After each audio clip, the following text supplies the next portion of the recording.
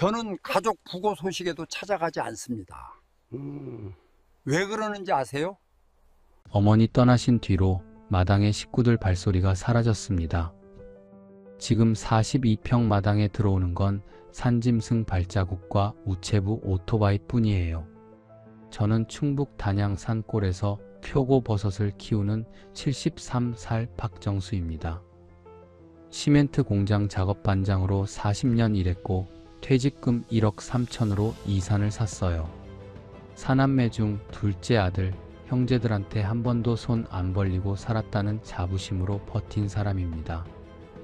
그런데 지난 10년 사이 사라진 게 너무 많습니다. 어머니 간병 5년치 시간, 동생한테 빌려준 1억, 유산 4등분에서 깎인 제모, 그리고 형제라는 두 글자. 숫자로 따지면 4억이 넘는데요. 진짜 잃은 건 숫자가 아니에요. 도대체 우리 사남매는 어디서 어긋난 걸까요? 한 이불 속에서 발을 비비며 잠들던 그 남매들이 어떻게 보고 문자에도 답을 안 하는 사이가 되었을까요? 이 질문을 10년 동안 가슴에 품고 살았습니다. 여러분도 비슷한 질문 안고 사시는 분 많으실 겁니다. 오늘 처음부터 끝까지 함께 해주십시오. 다 듣고 나면 아, 나만 그런 게 아니었구나 하고 한 번은 한숨 돌리실 수 있을 겁니다. 한 이불 속에서 이른 새벽, 산은 아직 검푸르고 마당에는 서리가 허옇게 깔려 있습니다. 저는 헤드랜턴을 두르고 표고밭으로 들어섭니다. 참나무 원목 위에 갓 올라온 표고, 봉오리들이 빛을 받아 반짝여요. 손등이 곱아와서 입김을 호호 불어가며 따도 어차피 묵묵부답인 산속이라 잔말 들어줄 사람이 없어요. 이 산이 제 노후 둥지입니다. 충북 단양 면 소재지에서 차로 40분 들어와야 닿는 산비탈 1000평. 40년 시멘트 공장에서 모은 퇴직금 1억 3천원을 통째로 부어 마련한 자리예요. 처음에는 형이 와서 도와주고 막내가 트럭 빌려서 원목을 실어다 주고 여동생이 김치를 한 통씩 보내주던 시절이 있었어요. 그땐 이 산도 식구가 많은 산이었습니다. 지금은 발소리가 끊긴 지 오래됐어요. 저는 1952년 단양에서 태어났습니다. 사남매 중 둘째 아들이지요. 위로 큰형 박정만, 아래로 여동생 박정희, 막내 남동생 박정훈. 그 시절 단양은 시멘트 공장 굴뚝에서 검은 연기가 펄펄 뿜어져 나오던 동네였어요. 저희 아버지가 그 공장 발파기사로 평생을 보내신 분입니다. 어둑어둑해질 무렵 돌아오시면 얼굴이 시멘트 가루로 허옇게 덮여 계셨죠. 산골 외풍이 어찌나 사납던지 사남매가 한 이불 속에 발을 모으고 자야 새벽까지 버틸 수 있었어요. 큰형이 가운데, 양옆에 저랑 여동생, 그 옆 끝자락에 막내가 누웠습니다. 새벽에 발이 시리면 형이 자기 발로 동생들 발을 덮어줬어요. 형 발은 안 시리냐고 물으면 형은 나는 큰형이라 안 시리다고 했지요. 그땐 진짜 그런 줄 알았어요. 가난했습니다. 어머니가 삶은 고구마 5알을 광주리에 담아 오시면 사남매가 둥글게 둘러앉아 한 알씩 들고 호호 불어가며 먹었습니다. 큰형이 가장 작은 걸 집고 막내가 가장 큰 걸 집어도 누구 하나 토를 다는 사람이 없었어요. 가장 또렷한 기억 하나가 있습니다. 제가 초등학교 4학년 무렵 운동회 도시락을 싸가야 했어요. 어머니가 그날따라 흰쌀밥을 새로 지으시고 그 위에 계란부침을 한 장 얹어주셨습니다. 사남매 중 저만 그 도시락을 가져갔거든요. 운동회에서 친구들이랑 까먹는데 갑자기 동생 정이 얼굴이 떠오르더라고요. 그래서 도시락통의 절반을 남겨서 집에 가져왔습니다. 정이가 그걸 받아서 한 숟갈 떠먹더니 입에 밥알을 문 채로 저를 쳐다보면서 그러더라고요. 오빠는 이런 거 매일 먹어? 그 말이 제 가슴팍에 박혔어요. 4학년짜리 어린 오라비가 속으로 작정을 했습니다. 내가 어른 되면 정이 입에 흰쌀밥 매일 넣어줘야지 하고요. 아버지는 술을 잘 못 드시는 분이었어요. 그런 양반이 1년에 2번 명절 즈음에는 단양시장통 막걸리 한 사발을 쭉 들이켜시곤 했습니다. 그러고 나면 사남매를 마루에 앉혀놓으시고 늘 같은 말을 반복하셨어요. 너그 사남매는 한 몸이다. 알겠냐? 아버지 어머니 없어도 지들끼리 등 비비고 살면 되는 게야. 저희는 그때마다 영문도 모르고 아버지하고 합창을 했습니다. 실제로 아버지는 저희가 다 출가시킨 뒤 진폐증으로 환갑갓 지나 돌아가셨거든요. 20살 되던 해 저는 큰형을 따라 단양 시멘트 공장 견습공으로 들어갔습니다. 처음에는 시멘트 포대를 어깨에 짊어지고 트럭에 싣는 일이었습니다. 한 포대 40kg. 저녁이 되면 어깨가 시뻘겋게 부어서 셔츠를 벗을 때마다 살갗이 같이 묻어나왔어요. 그래도 월급이 나오는 게 좋았습니다. 첫 월급 받자마자 단양시장에 내려가서 어머니 빨간 내복 한 벌, 정희 운동화 한 켤레, 막내 정훈이 학용품을 한 다발 사들고 집에 갔습니다. 어머니가 그날 밤 부엌 아궁이 앞에서 한참을 우셨다고 형이 나중에 그러더군요. 저는 그 시멘트 공장에서 결국 40년을 채웠습니다. 여러분, 한 직장에서 40년을 버티는 게 보통 일이 아닙니다. 같이 들어간 동기 17명 중에 정년까지 간 사람은 저랑 큰형, 그리고 팍씨라고 또 한 명, 딱 셋이었어요. 나머지는 다 중간에 그만뒀거나 사고로 다쳤거나 진폐로 떠났습니다. 그런데 40년 일한 그 시간보다 그 후 10년이 저를 더 깎아냈어요. 시멘트 가루보다 형제 침묵이 더 무서운 가루더라고요. 42살 되던 해 작업 반장 명패를 받았습니다. 큰형보다 1년 늦게 받은 자리였어요. 형은 인사과 쪽 사무직으로 옮겨갔고 저는 끝까지 현장에 남았지요. 재석이가 초등학교 들어가던 해 우리 가족이 처음으로 컬러 텔레비전을 들였어요. 그날 사남매 다 모여서 우리 집에서 통닭을 시켜 먹었던 게 기억납니다. 그땐 아직 다 같이 모일 줄 아는 식구들이었지요. 큰형이 통닭 다리를 막내 정훈이 접시에 놓아주면서 그러더라고요. 정훈아, 형들 다 늙어도 너는 막내라 막내야. 알겠지? 막내가 해에 웃으면서 다리를 받아 먹는데 여동생 정희가 옆에서 오빠들은 막내한테 너무 약해하고 입을 삐죽 내밀었어요. 사남매가 둘러앉아 통닭 한 마리에 막걸리 한 통. 그게 1990년대 후반이었던 것 같습니다.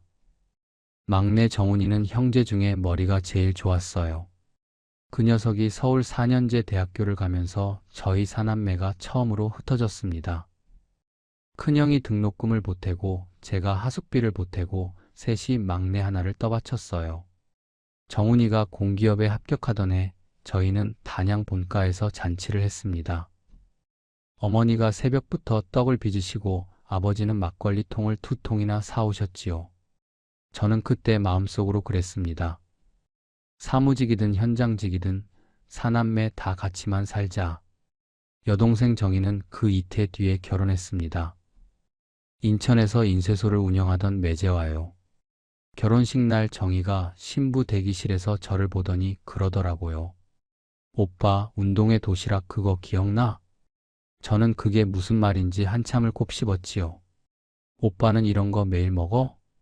정희가 흰쌀밥 한 숟갈 떠먹으며 던졌던 그 말. 정희는 그걸 40년 가까이 기억하고 있었던 거예요.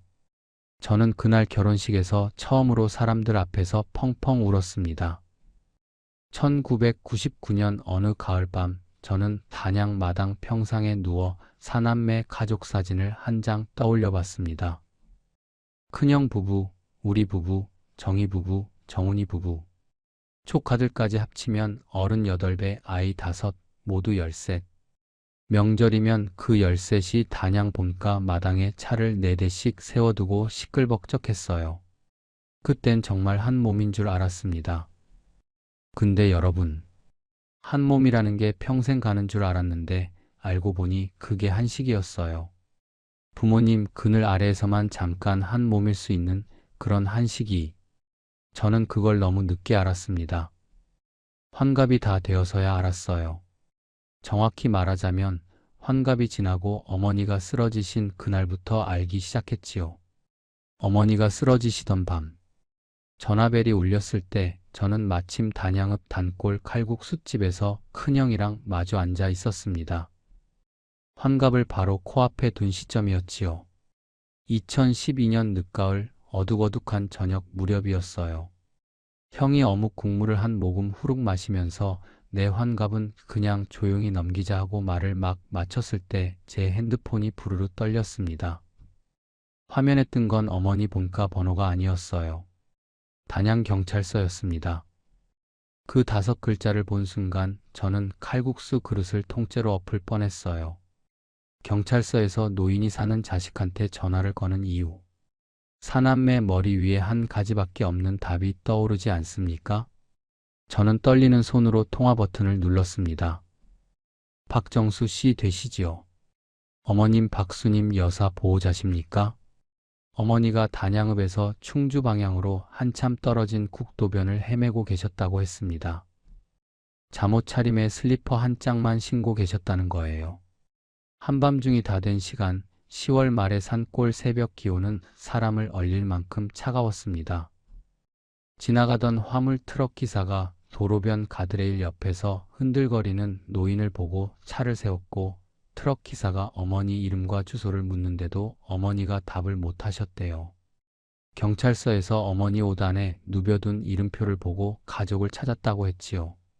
저는 칼국수를 내팽개치고 큰형이랑 같이 차에 올라탔어요. 형이 운전대를 잡았고 저는 옆자리에서 핸드폰만 만지작거렸습니다. 경찰서까지 40분 거리. 그 40분 동안 형은 한마디도 안 했고 저도 한마디도 못했습니다. 경찰서에 도착해서 어머니를 보는데 어머니가 저를 한참 쳐다보시더니 그러시더라고요. 아저씨가 누구신가? 큰형이 제 옆에서 숨을 한 번 깊게 들이쉬는 게 들렸습니다. 그때 우리 사남매 인생에 어떤 문이 끼익 하고 열린 겁니다. 들어가고 싶지 않은 문이었지요. 다음날 아침 저는 어머니를 모시고 청주에 있는 큰 병원으로 갔습니다. 병원 검사는 오후 늦게야 끝났습니다. 의사 선생님이 큰형이랑 저를 진료실로 부르더니 차분한 목소리로 그러시더라고요. 어머님은 알츠하이머 치매 중기 단계로 진행되셨습니다. 혼자 생활은 어렵고요. 보호자가 항시 곁에 계셔야 합니다. 큰형이 의자 등받이에 몸을 푹 기대더라고요. 저는 멍하니 의사 선생님 가운에 새겨진 자수를 들여다봤어요. 중기라는 2글자가 머릿속에서 윙하고 울렸습니다. 여러분, 부모님 치매 진단 받아보신 분 계십니까? 그 진료실에서 의사 선생님 입에서 치매 2글자가 떨어지는 순간 자식들 사이에 평형추가 한쪽으로 우당탕 기우는 게 느껴집니다. 어떤 자식은 한 발자국 앞으로 나오고 어떤 자식은 슬그머니 한 발자국 뒤로 빠져요. 누가 가까이 사는가? 누가 시간이 있는가? 누가 일을 그만둘 수 있는가? 저희 사남매도 그날 저녁 청주의 어느 갈비탕 집에서 처음으로 그 셈을 시작했습니다. 먼저 입을 연 건 큰형이었어요. 엄마 어떻게 모실지 사남매가 의논을 좀 해야겠다. 큰형은 그때 청주에서 살고 있었습니다. 시멘트 회사 사무직으로 옮겨간 뒤로 줄곧 청주 사택에 살았어요. 내가 그래도 청주가 가깝긴 한디 회사 일이 사무직이라도 만만치 않아. 형수도 큰애 일 때문에 손이 모자란 형편이고. 다음으로 정희가 입을 열었어요. 오빠, 나는 인천이라 너무 멀어. 남편 인쇄소 일이 요즘 하도 어려워서 가게를 못 비워. 막내 정훈이는 처음부터 끝까지 입을 안 열었습니다. 자연스럽게 모두의 시선이 저한테로 모였습니다. 저는 단양에 살았어요. 어머니 본가에서 차로 20분 거리. 시멘트 공장은 마침 환갑 정년이 1년 앞으로 다가와 있었고 아내는 떡집에서 손을 떼고 집에 들어앉아 있었지요. 큰형이 헛기침을 하더니 그러더라고요. 정수, 너가 가깝잖니? 환갑 퇴직도 코앞이고 엄마 본가가 비어있는 것도 아니고. 저는 한참을 답을 못했습니다. 가깝다는 게 어머니를 모실 자격증은 아니잖아요. 저도 사남매 중 하나일 뿐인데 가깝다는 이유 하나로 사남매 짐을 한 사람이 다 짊어지는 게 사리에 맞나? 그 의문이 가슴 한복판에서 부글거렸어요. 근데 그 자리에서 그 말을 못했습니다. 어머니가 옆에 계셨거든요. 어머니 앞에서 나도 못한다고 잘라 말할 자식이 어디 있겠습니까? 저는 결국 고개를 끄덕였습니다. 내가 모실게. 단, 사남매가 다 같이 책임을 나누는 건 잊지 말아야 한다. 저는 그달 말에 시멘트 공장에 사표를 냈습니다. 환갑 퇴직까지 1년 남았던 걸 11개월 앞당긴 거지요. 회사에서 그래도 제 사정을 봐주셔서 퇴직금은 정년 기준으로 정산해 주셨어요. 1억 3천 원이 통장에 찍혔습니다. 처음 한 달은 그래도 견딜만 했어요. 간병비도 첫 달은 약속대로 들어왔어요. 큰형이 70만 원, 정희가 50만 원, 막내가 50만 원. 합쳐서 170만 원이 제 통장에 찍혔습니다. 근데 2달째부터 막내한테서 문자가 오기 시작했어요. 형, 이번 달은 사정이 좀 어려워서 다음 달에 같이 보낼게. 석 달째에는 정희가 전화를 걸어왔습니다. 오빠, 매제가 인쇄소 자금 사정이 안 좋아서 한두 달만 양해 부탁해도 돼? 저는 두 동생한테 다 괜찮다. 천천히 보내라 하고 답했어요. 그게 제 첫 번째 실수였습니다. 한 번 봐준 것이 2번 봐준 게 되고 2번이 3번이 되고 결국 4년 차가 되니까 간병비라는 약속 자체가 흐지부지 사라져 버렸거든요. 이 일이 일어난 게 2012년 늦가을에서 2013년 봄까지 반년 사이의 일이에요. 지금 돌이켜보면 그 반년이 우리 사남매한테는 갈림길이었습니다. 간병비가 끊긴 그날부터 저는 사남매가 아니라 한 사람이 되어 어머니 곁을 지켰습니다. 5해 간병의 한복판. 2013년 봄이 지나면서 어머니는 저를 정수라고 부르시는 횟수가 점점 줄어드셨어요. 처음에는 아저씨였어요. 아저씨, 물 한 모금만 주시오. 아저씨, 내 아들 정수가 어디 갔소? 어머니 입에서 내 아들 정수라는 말이 나오는데 그 정수를 자기 옆에 두고도 못 알아보시는 그 광경. 처음 그 말을 들은 날 저는 부엌으로 들어가서 한참을 싱크대 앞에 서 있었어요. 아저씨가 한 달쯤 지나니까 아가씨로 바뀌었어요. 환갑 다 된 사내가 어머니한테 아가씨 소리를 듣고 있는 게 어찌나 기가 차던지요. 2014년이 되면서 어머니는 밤마다 집을 나가려고 하셨어요. 내 집에 가야지 하시면서 현관문을 두드리시는데 어머니 여기가 어머니 집이에요 하고 100번을 말씀드려도 못 알아들으셨어요. 어떤 새벽엔 도로변까지 나가 계셔서 가슴이 철렁 내려앉기도 했지요. 저는 결국 현관문에 자물쇠를 2개씩 채우고 침실문에는 종을 매달아 놨어요. 그 종소리가 4년을 울렸습니다. 한밤중에 종소리가 들리면 저는 벌떡 일어나 거실로 뛰어나갔어요. 어떤 밤은 2번, 어떤 밤은 5번. 저는 그 5해 동안 정상적인 잠을 자본 적이 없습니다. 어머니가 누워 계시는 시간이 길어지면서 욕창과의 싸움이 시작됐어요. 의사 선생님이 그러셨거든요. 2시간마다 한 번씩 자세를 바꿔드리셔야 합니다. 안 그러면 등이 짓물러집니다. 2시간마다요. 저는 자명종을 2시간 간격으로 맞춰놓고 잠을 잤습니다. 정확히 말하면 잠이 아니에요. 이불 속에 누워있다가 자명종이 울리면 일어나 어머니 자세 바꿔드리고 다시 누웠다가 또 자명종이 울리면 일어나고. 사람은 그 짓을 하면 점점 사람이 아닌 게 되어갑니다. 아내도 사람이라. 한 해, 2해가 지나니까 아내 얼굴에서 웃음이 사라졌어요. 어느 저녁 아내가 부엌에서 어머니 죽을 끓이다가 식칼을 도마 위에 탕 하고 내려놓더라고요. 여보, 나 그만하고 싶어. 못하겠어. 아내가 그렇게 말하고는 부엌에 주저앉아 울었습니다. 그날 밤 우리 부부는 식탁에 마주 앉아 대화했어요.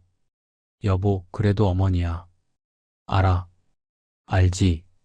아는데 사람이 너무 힘들어. 조금만 더 버텨주라. 형제들도 도울 거야. 그렇지? 여보, 형제들 마지막으로 다녀간 게 언제야? 저는 답을 못했어요. 큰형이 마지막으로 들른 게 그해 설날이었거든요. 정희는 작년 추석, 막내는 그 전에 어머니 생신. 한 해 한 해 사이가 점점 벌어지고 있었습니다. 여러분, 부모 간병하시는 분들 사이에 도는 말이 하나 있습니다. 부모님 떠나시고 나면 형제는 남는다. 그 말 진짜로 그런 줄 알았어요. 근데 막상 5해 간병이 진행되면서 알게 됐습니다. 부모는 사남매를 묶어주는 마지막 매듭이었고 그 매듭이 풀리는 순간 사남매는 각자 흩어집니다. 치매가 깊어지면 어머니가 욕설을 하시기 시작했어요. 의사 선생님이 미리 경고하셨던 일이지요. 치매 환자분 중에 욕설을 하시는 분들이 종종 있습니다. 본심 아니니 마음 다치지 마세요. 저는 그 말을 듣고 나는 안 다칠 자신 있다 하고 생각했어요. 근데요, 실제로 그 욕설을 직접 들어보니 미리 알고 있어도 가슴이 쿵 내려앉았습니다. 어머니가 저를 노려보시면서 그러셨어요. 이 도둑년아, 내 통장 어디 숨겼어? 이 이네 집에 와서 살림을 다 빼돌리네. 밤마다 베개니들 적셨지요. 본심 아니라, 어머니 본심 아니라 하고 자장가처럼 되뇌면서요. 명절 때면 정희가 봉투 하나를 들이밀었어요. 오빠, 어머니 약값에 보태. 하면서요. 30만 원이 들어있을 때도 있고 50만 원이 들어있을 때도 있고요. 간병 한 달치 약값에도 못 미치는 액수였어요. 정희가 봉투 들이밀고 차에 올라 인천으로 떠나는 뒷모습을 보면서 저는 마당에 한참을 서 있었어요. 정희야, 봉투가 아니라 1시간만 같이 어머니 옆에 앉아줬으면 좋겠다. 1시간만 너도 어머니 기저귀 한번 갈아봤으면 좋겠다. 입 밖에 내지 못한 그 말이 가슴속에 쌓이기 시작했어요. 5해 간병의 한복판에서 저는 점점 두 사람으로 쪼개져 갔습니다. 한 사람은 어머니 옆에서 죽 떠먹여드리는 효자 정수, 또 한 사람은 산속에서 표고밭 일굴 날을 기다리는 노후 정수.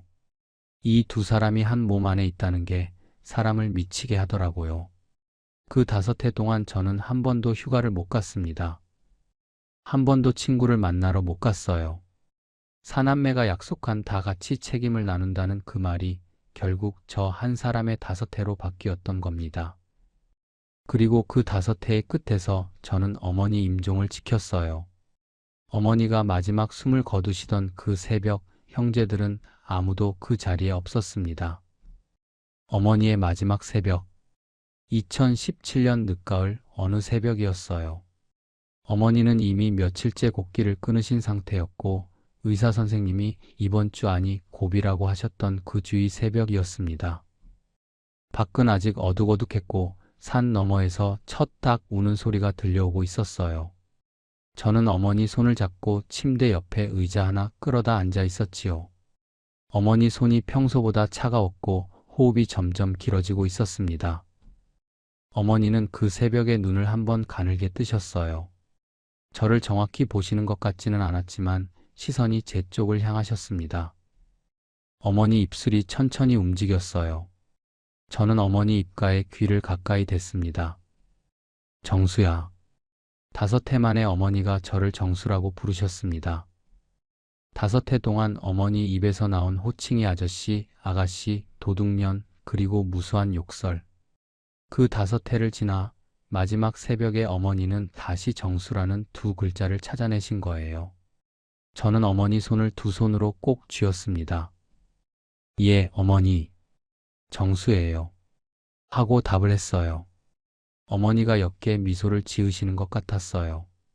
그러고 나서 어머니는 숨을 한번 길게 쉬시고 그 다음 숨은 다시 들이쉬지 않으셨습니다. 저는 어머니 손을 꼭 쥔 채로 한참을 앉아 있었어요. 울지도 못했어요. 5해 동안 흘릴 만큼 흘려서 정작 어머니 떠나시는 그 새벽엔 눈물이 안 나오더라고요. 대신 가슴 한복판에 큰 구멍이 뻥 뚫린 것 같았어요. 저는 거실로 나와 전화를 걸었어요. 첫 번째는 큰형이었습니다. 형, 어머니 가셨어. 큰형이 한참을 말을 못 하더라고요.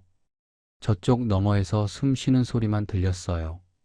정수야, 내가 1~2시간 안에 갈게. 다음은 정희였어요. 정희는 전화를 받자마자 울음부터 터뜨렸어요. 오빠, 어떡해. 엄마 어떡해? 나 진짜 엄마 마지막 못 봤네. 장례는 단양 시내 장례식장에서 사흘 동안 치렀어요. 큰형이 상주를 맡았고 저는 둘째 상주로 그 옆에 섰습니다. 사남매가 5해 만에 처음으로 한 곳에 모인 자리였습니다. 어머니 영정을 가운데 두고요. 장례식장에서는 다들 효자 효녀였습니다. 큰형이 빈소 앞에서 무릎을 꿇고 한참을 울었고 정희는 영정 사진을 끌어안고 통곡을 했지요. 저는 그 자리에서 한 발자국 떨어져 그 풍경을 바라봤어요. 마음이 묘하더라고요. 그 5해 동안 매일같이 흘렸던 눈물이 떠올랐어요. 새벽에 어머니 기저귀 갈면서 흘린 눈물. 어머니한테 욕설 들으면서 부엌에서 삼킨 눈물. 형제들 발길 끊긴 명절 저녁에 마당 평상에서 흘린 눈물. 그 5해치 눈물이 영정 앞에서 흘리는 사흘치 눈물보다 가벼울 리가 없는데 조문객들 눈에는 사흘치만 보이더라고요. 여러분, 장례식장이라는 자리가 그래요.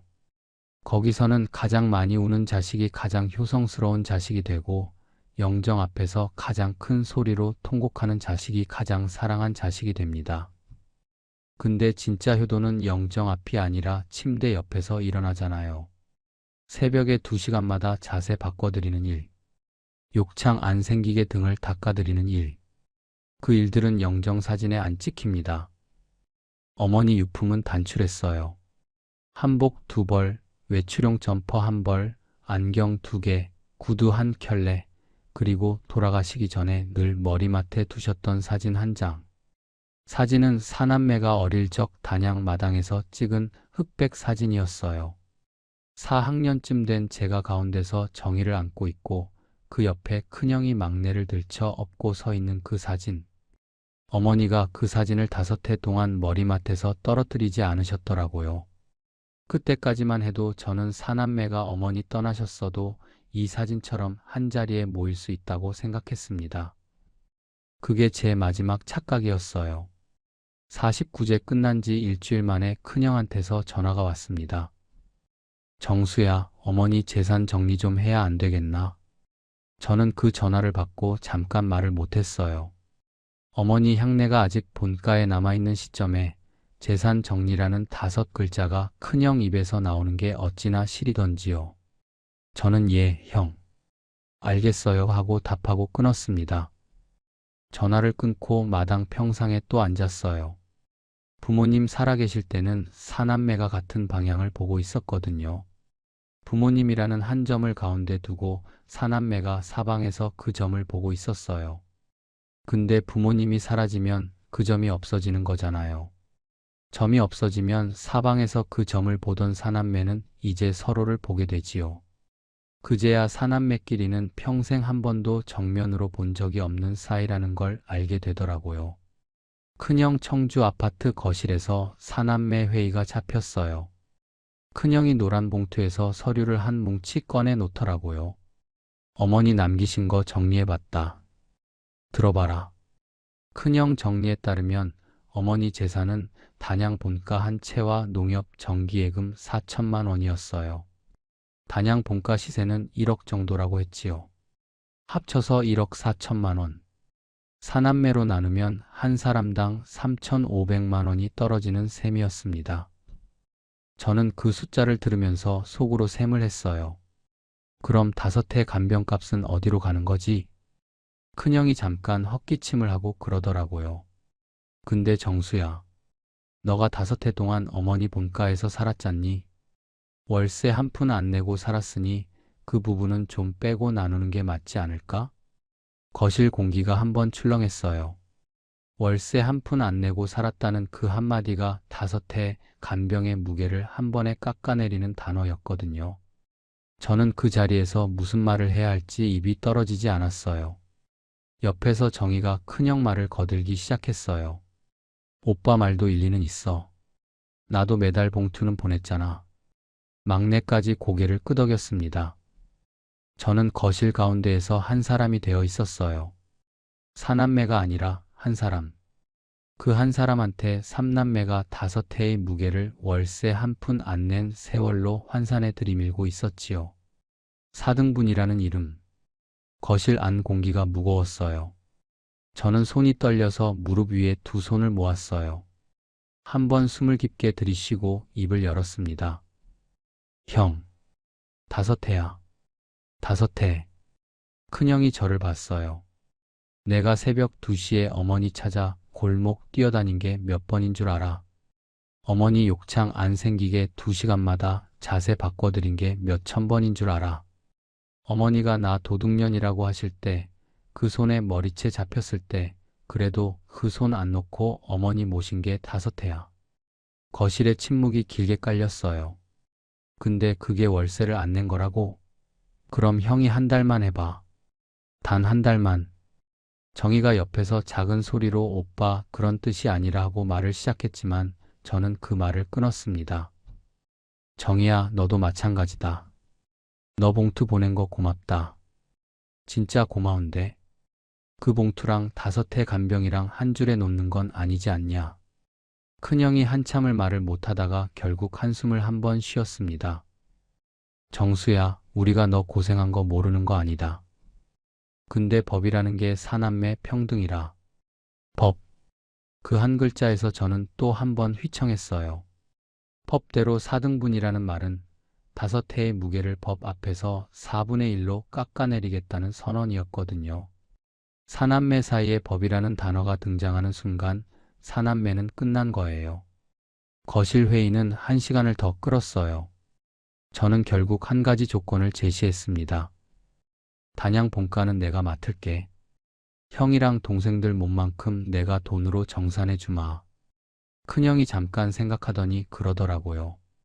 그러려면 본가 시세대로 1억으로 잡고 예금 4천 합쳐서 1억 4천. 4분의 1이면 3,500씩이니까. 정수가 우리 셋한테 3,500씩 합쳐서 1억 500. 저는 손가락으로 셈을 해봤어요. 1억 500. 제가 시멘트 공장에서 받은 퇴직금 1억 3천에서 1억 500을 빼면 2,500이 남아요. 40년 시멘트 가루로 모은 돈에서 사남매한테 떼어주고 나면 제 손에 남는 게 2,500이 되는 셈이었습니다. 그래도 저는 알겠다고 했어요. 사남매한테 단양 본가만은 빼앗기고 싶지 않았거든요. 어머니가 5해 동안 마지막 숨을 들이쉬신 그 집을 다른 사람한테 팔아넘기는 일은 못할 일이었어요. 여러분, 한국에서 부모님 떠나신 뒤에 형제들 사이에 가장 흔하게 일어나는 게 뭔지 아십니까? 법대로 4등분 또는 5등분 또는 3등분. 법대로 나누면 공평할 것 같지만 실은 그게 가장 불공평한 셈입니다.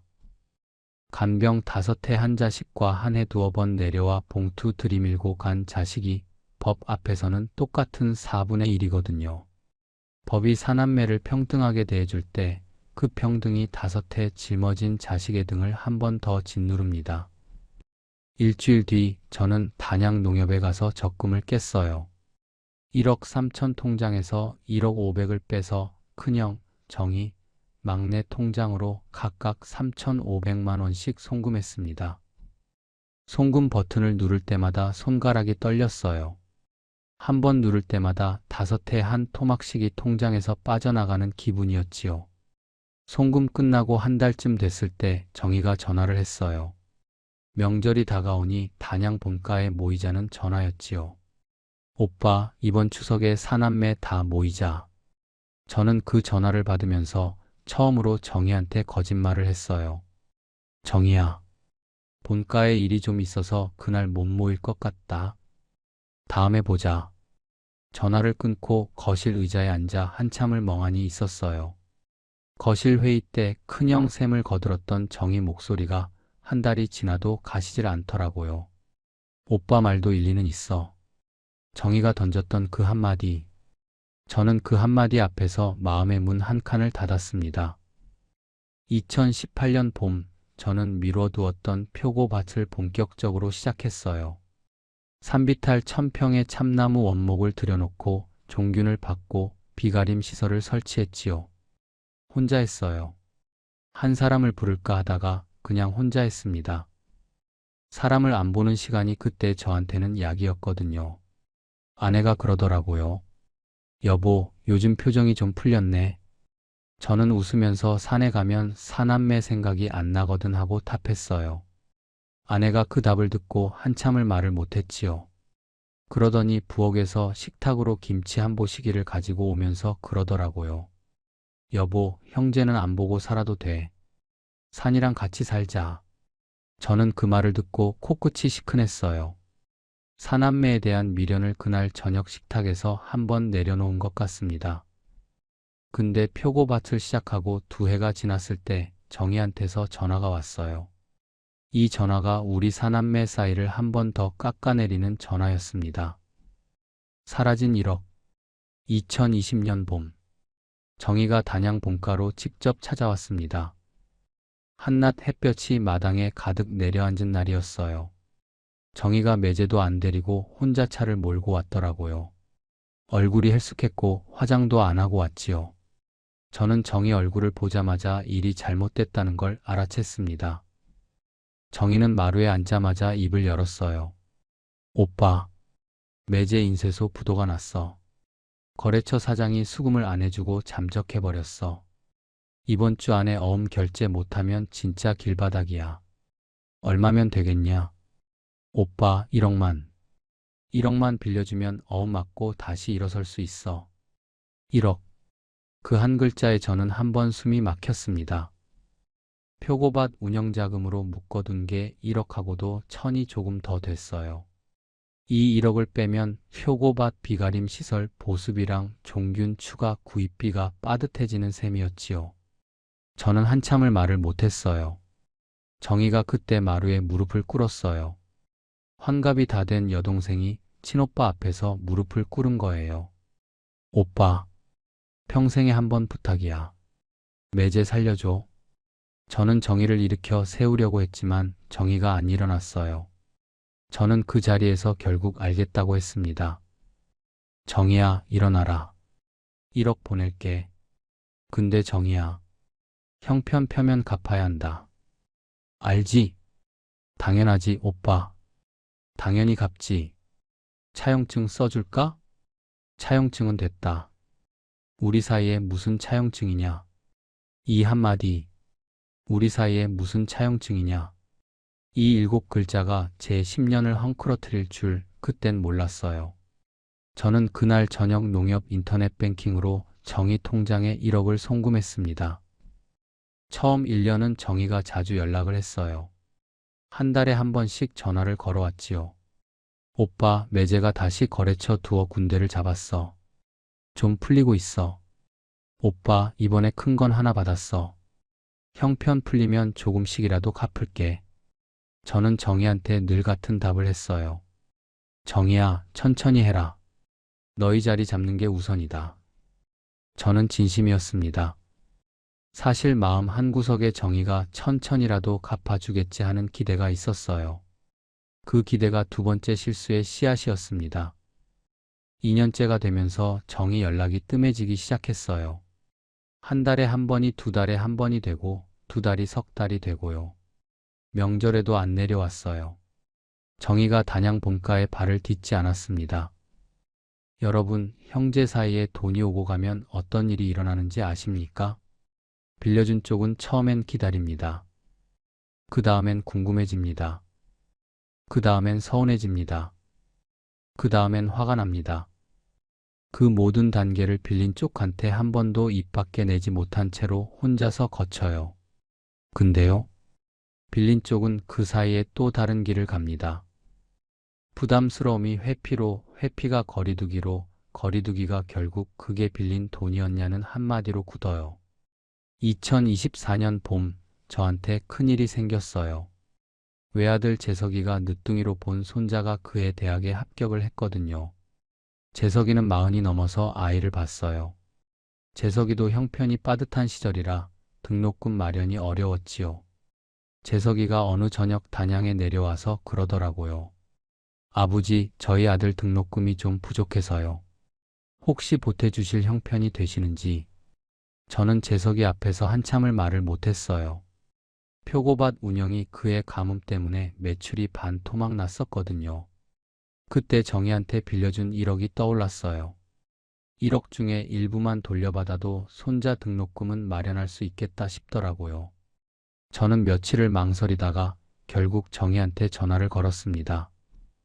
신호음이 길게 갔습니다. 정희가 한참 만에 받았어요. 오빠, 무슨 일이야? 저는 한 호흡 가다듬고 입을 열었습니다. 정희야, 미안한데 그때 그 1억 있잖니? 내가 손자 등록금이 좀 급해서 일부만이라도 좀 돌려받을 수 있겠냐? 전화기 너머에서 침묵이 길어졌어요. 정희가 한참 뒤에 입을 열었어요. 오빠, 나도 없어서 그래. 이 한마디가 첫 번째 발이었습니다. 근데 정희가 다음 말을 이어갔습니다. 그리고 오빠, 그때 그 1억 말이야. 오빠가 어려운 동생 좀 도와준 거 아니었어? 설마 그걸 돌려받으려고 한 거야?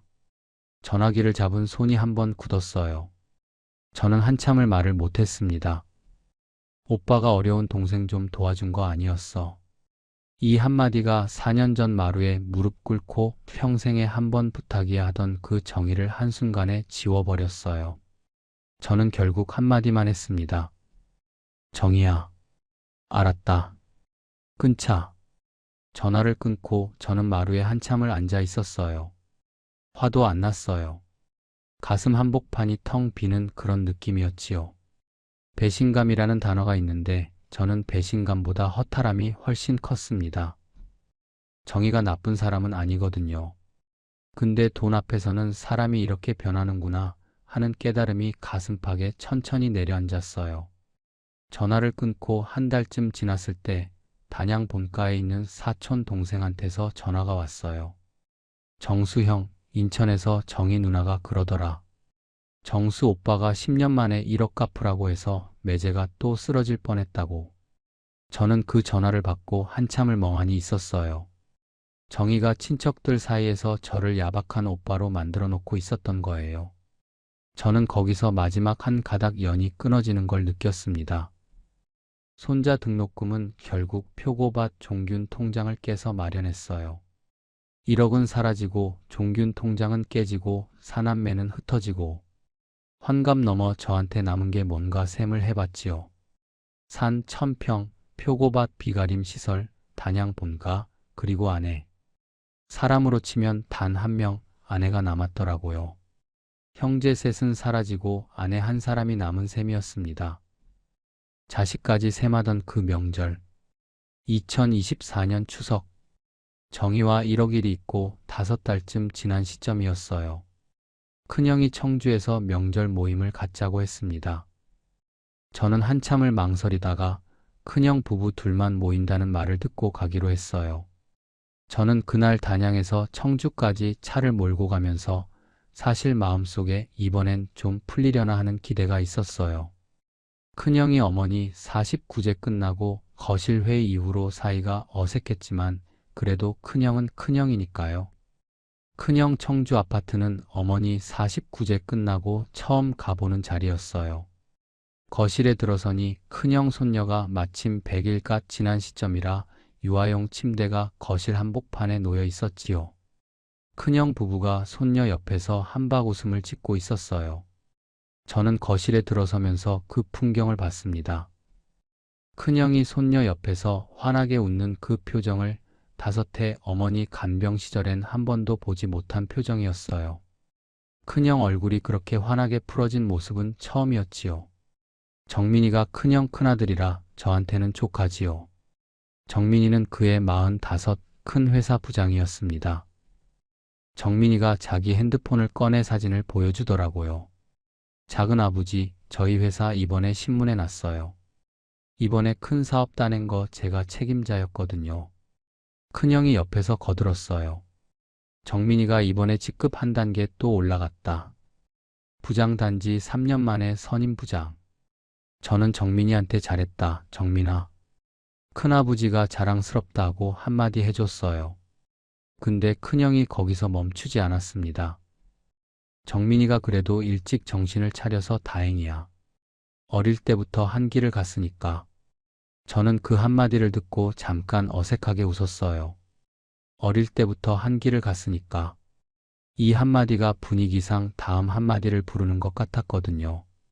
그 다음 한마디가 곧장 따라왔습니다. 그러게 말이야.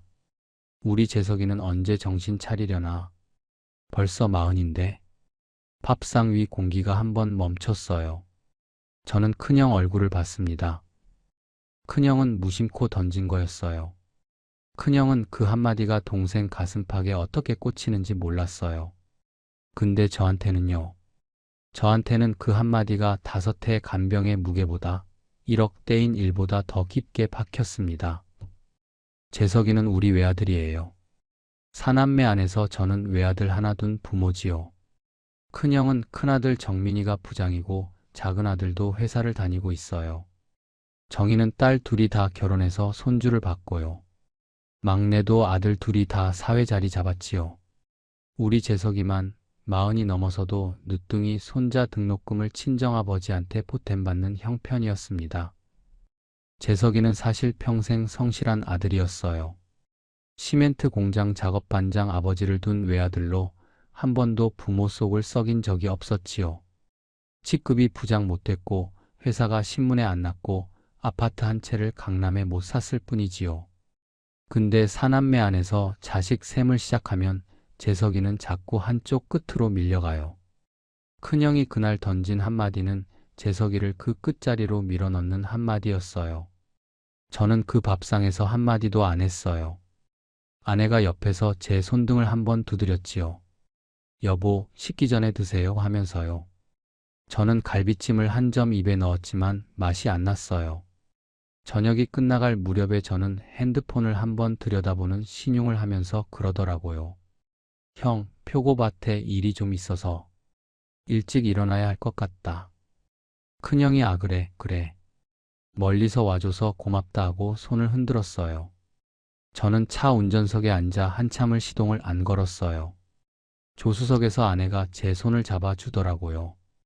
여보, 큰아주버니 한마디 마음에 두지 마요. 그게 한마디로 끝날 일이 아니야, 여보. 운전대를 잡은 손이 2번 떨렸어요. 큰형 거실에서는 안 보였던 눈물이 캄캄한 국도에서 핸들 너머로 떨어졌습니다. 여러분, 형제 사이에서 가장 깊이 박히는 한마디가 뭔지 아십니까? 우리 자식은 잘 됐는데 너희 자식은 왜 그러냐? 이 한마디가 가장 깊게 박혀요. 부모한테 자식은 자기 분신이거든요. 형제가 그 가장 아픈 자리를 건드리면 그건 비수가 되어 평생 안 빠집니다. 다른 사람 한마디는 흘릴 수 있어도 피나는 형제가 내 자식을 깎아내리면 그건 뼛속까지 들어오거든요. 2025년 10월 큰형 부고가 왔어요. 큰형이 청주 자택에서 새벽에 심근경색으로 갑작스럽게 떠나셨다고 했지요. 정민이한테서 직접 전화가 왔어요. 작은아버지, 저희 아버지 가셨어요. 저는 그 전화를 받고 한참을 멍하니 있었어요. 큰형이 75이었지요. 저는 정민이한테 알았다, 정민아. 작은아버지가 곧 가마하고 끊었습니다. 근데 그 곧 가마가 결국 안 갔어요. 해가 넘어갈 무렵 저는 결국 마음을 정했어요. 산을 내려가지 않기로요. 큰형 마지막 가는 길에 청주 장례식장에 발을 딛지 않기로 결정했습니다. 정민이한테 작은아버지가 몸이 안 좋아서 못 간다. 부의금만 보내마 하고 문자를 보냈어요. 저는 그날 밤 보일러실에서 화목 보일러에 장작을 한 알음 쑤셔 넣고 그 앞에 쪼그려 앉아 있었습니다. 보일러 안에서 장작이 타닥타닥 타는 소리가 들렸어요. 사남매 중에 큰형이 가장 먼저 떠난 그 밤에 저는 보일러 앞에서 한마디 중얼거렸지요. 형, 미안해. 그래도 안 가. 못 가는 게 아니라 안 가는 거야. 장작이 한 차례 더 타닥 하고 부서졌어요. 저는 그 자리에서 사남매라는 단어를 가슴 속에서 마지막으로 꺼내봤어요. 한 이불 속에서 발 비비며 잠들던 사남매. 운동회 도시락 절반을 동생한테 가져다 주던 사남매. 느그 사남매는 한 몸이다. 아버지가 던지셨던 그 한마디. 다 옛날 일이 됐어요. 이제는 그 단어를 가슴에 두지 않기로 했습니다. 산속에서 다시 사는 법. 큰형 부고가 있은 지 사흘 뒤 막내한테서 전화가 왔어요. 형 진짜 안 왔다며. 정민이가 많이 서운해하더라. 저는 막내한테 한마디 했어요. 정훈아, 형이 형 마지막 가는 길에 안 간 거 형도 안 좋다는 거 안다. 근데 정훈아, 너는 어머니 5해 간병한 적도 없고 형이 거실 회의에서 한마디 거둔 적도 없잖니. 내가 못 간 게 아니라 안 갔어. 안 간 건 내 선택이다. 막내가 한참을 말을 못했어요. 그러더니 그러더라고요. 형, 알았어. 형 마음 알았어. 다음에 봐. 전화가 끊기고 저는 마당 평상에 한참을 앉아 있었습니다. 막내가 마지막 한마디로 다음에 발을 남긴 그 통화 이후로 막내한테서 전화가 안 왔어요. 저도 안 걸었지요. 이제 저는 사남매에서 한 사람이 됐습니다. 큰형 떠나신 뒤로 한 해가 지났어요. 저는 그 한 해 동안 거의 산속에서 살았습니다. 새벽에 표고밭에 올라가서 밤늦게 단양 본가로 내려오는 일과를 한 해 동안 빠뜨리지 않았어요. 처음 몇 달은 형 생각이 자꾸 났어요. 밤마다 큰형이 청주 거실에서 손녀 옆에 앉아 환하게 웃던 그 표정이 떠올랐고 어머니 49제 거실 회의에서 법대로 4등분을 말하던 그 표정도 떠올랐습니다. 두 표정이 한 사람 안에 같이 있었던 거예요. 어느 저녁 식탁에서 아내가 그러더라고요. 여보, 큰아주버니가 가셨어도 큰아주버니랑 같이 보낸 한 시절은 안 사라지잖아요. 그 한 시절을 가슴에 두는 건 큰아주버니 마지막에 안 갔다고 사라지는 게 아니에요. 저는 그 말을 듣고 식탁에 한참을 앉아 있었어요. 큰형이랑 시멘트 공장에서 같이 견습공으로 시작했던 그 시절. 큰형이 1살 위라고 동생들 발 덮어주던 그 새벽. 큰형이 첫 월급 받아와서 어머니 빨간 내복을 사드리던 그 명절. 그 모든 한 시절은 큰형 마지막 가는 길에 제가 안 갔다고 해서 사라지는 게 아니에요. 저는 그 저녁 이후로 큰형을 두 사람으로 받아들이기로 했어요. 시멘트 공장 견습공 큰형, 그리고 청주 거실 큰형. 둘은 같은 사람인데 제 가슴에서는 다른 자리에 두기로 했습니다. 저는 산속에서 표고밭을 가꾸면서 한 가지를 배웠어요. 표고는 사람이 들들 볶는다고 더 많이 자라지 않습니다. 참나무 원목에 종균을 박아두면 표고는 자기 시간을 갖고 자기 속도로 자라요. 한 해를 기다려도 안 나는 원목이 있고 2해 만에 한꺼번에 쏟아지는 원목도 있고 사람이 그걸 다 통제할 수가 없어요. 사람 사이도 그런 것 같습니다. 형제라는 이름이 박혔다고 해서 그 형제가 평생 같은 속도로 같이 가지는 않아요. 어떤 형제는 한 해 만에 멀어지고 어떤 형제는 5해를 같이 가다가 갑자기 끊어지고 또 어떤 형제는 10년 만에 다시 만나기도 하지요.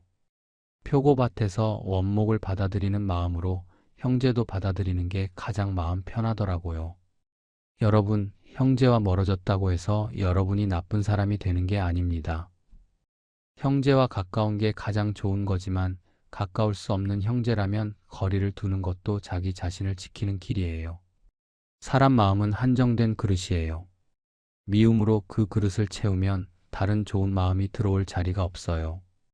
지난 설날 저는 단양 본가 찬장 위에 잠들어 있던 사진첩을 다시 꺼냈어요. 사남매가 어릴 적 마당에서 찍은 그 흑백 사진이 있는 사진첩이지요. 저는 사진첩을 거실 식탁에 올려놓고 한 장씩 천천히 넘겨봤어요. 가난한 시절의 사진들이었습니다. 사남매가 헐렁한 옷을 입고 마당에서 빛바랜 미소로 카메라를 보는 사진. 어머니가 가마솥 옆에서 정이를 안고 계신 사진. 큰형이 시멘트 공장 견습공 시절의 작업복 차림으로 찍은 사진.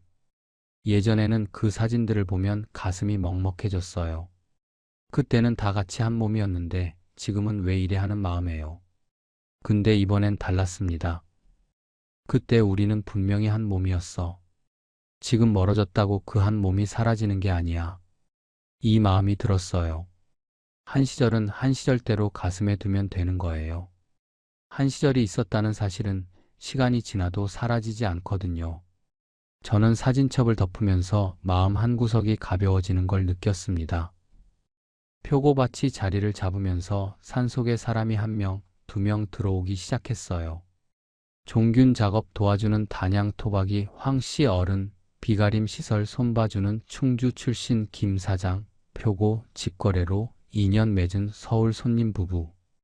이 사람들이 한 해 한 해 산속을 드나들면서 저한테는 새로운 이름들이 가슴에 들어왔습니다.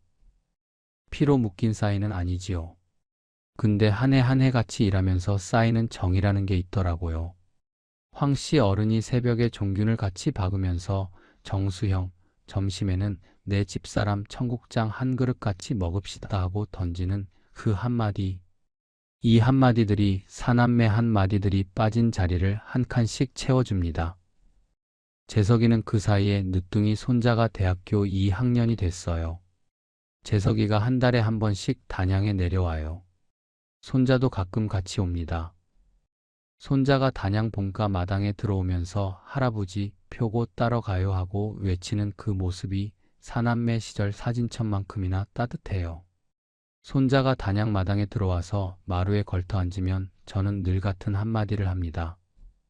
이 평상이 할아버지 어릴 적에 사남매가 모여 수박 쪼개 먹던 그 평상이다. 손자가 눈을 동그랗게 뜨고 묻지요. 할아버지, 사남매가 누구누구예요? 저는 사남매 이름을 한 명씩 불러줘요. 큰형 정만, 나 정수, 여동생 정희, 막내 정훈. 이 내 이름이 손자한테 한 시절의 이름으로 남으면 그게 사남매가 가장 잘 살아남는 길이에요. 여러분, 사남매가 멀어진 뒤로 12년이 지났습니다. 73이 된 지금 저는 단양 산속 표고밭에서 혼자 살고 있어요. 큰형은 떠났고 정희도 막내도 안 봅니다. 근데 외롭지 않아요. 산이 있고 표고밭이 있고 아내가 있고 재석이와 손자가 있어요. 사남매 자리는 비워둔 대로 두고 다른 자리가 한 칸씩 채워졌습니다. 저는 한 가지를 깨달았어요. 형제는 어릴 적엔 운명 공동체였고 어른이 된 뒤엔 이해 관계자가 됩니다. 부모 그늘이 사라지면 사남매는 사사람으로 흩어져요. 그게 잘못된 게 아니에요. 한 몸이라는 단어는 부모 그늘 아래에서만 가능했던 단어였고 그 단어가 사라진 자리에 사람들은 각자 자기 길을 갑니다. 사남매와 멀어진 일을 저는 더 이상 미워하지 않기로 했어요. 미워하는 데 쓰는 마음이 결국 제 몸을 갉아먹거든요. 환갑 넘어 73세, 미움으로 통장을 채우는 건 어리석은 일이에요. 저는 이제 사남매를 한 시절로 가슴에 두고 오늘 하루를 잘 사는데 마음을 씁니다. 여러분, 혹시 멀어진 형제가 가슴에 걸리시는 분 계십니까? 명절 다가오면 전화기를 들었다 놨다 하시는 분.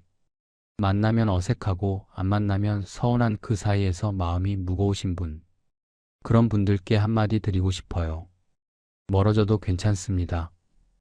연락 안 해도 괜찮아요. 거리를 두는 것도 사람을 지키는 길이에요.